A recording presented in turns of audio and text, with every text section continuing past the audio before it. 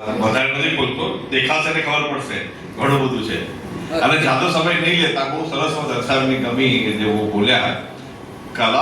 કલાને આકાર આપી કલાકાર, એટલે એમાં પછી આપણે જ્યારે કલાકાર બોલતા હોય તો કલાકાર પછી કોઈ બી હોઈ શકે. એટલે અમે કલાગુરુજીમાં એની પરિભાષા બદલી નાખી છે કે ભાઈ અમારા બધા મેમ્બર છે એટલે ભાઈ આપણે બહારના તો બોલાવીએ છીએ કાર્યક્રમ, તમે બધા સાક્ષી છો કે આપણે કાર્યક્રમ કલા અને સાહિત્યને લગતા કાર્યક્રમ કરીએ છીએ, પણ આપણા મેમ્બરો છે એમને બી એક્સપ્રેશન કરવાની છૂટ કેવી હોવી જોઈએ એવું બંસાબેન અમે બેઠેલા વાત કરી. 100% આપણે આપણા મેમ્બર માટે બી એટલે એમના ફેમિલી કે કંઈ બી કરી શકે કંઈ બી તો આપણે જરૂરથી કરવું જોઈએ.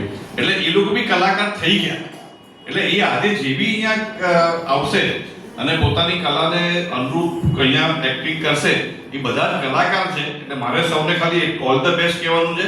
અને કોઈ બી જે બધા અહીંયા આવશે કોઈ પોતાને ઓછું ના કે હું શાહરુખ ખાન જેવી એક્ટિંગ નથી કરતી, પણ તમે બધા જ તમારી માટે શાહરુખ ખાન છો અને માધુરી દીક્ષિત છો.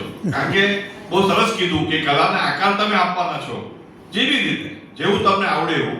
એટલે બધા અમારી માટે અમે જે જોવાવાળા છે ઓછો વર્ગ છે ને, આજે જોવાવાળા ઓછા છે એની વધારે સારું, દેટ ઇઝ ગુડ સાઇન.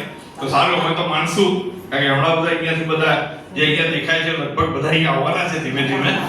અને એને કીધું એમ જે કલાકાર બન્યા છે એમને આપણે બધા તાળી વધાવશું. અને કલાગુરુ તમને ખબર જ છે અમે સાહિત્ય માટે વરેલી સંસ્થા છે અને અલગ અલગ કાર્યક્રમો કરીએ છીએ.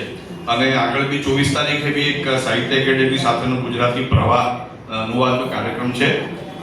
તે દિવસે પછી બીજું આગળ કહીશ.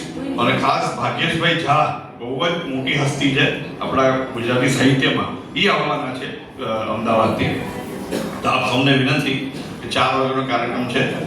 વોટ્સઅપમાં તો આપણને જાણવા મળશે. તમારા ખ્યાલથી આપ સૌ માનીએ હંસાબેન રેડી છો ને બધા ટીમ તમારી? એકદમ ઉલટું ઓકે, ચાલો બધા માણીએ. Thank you.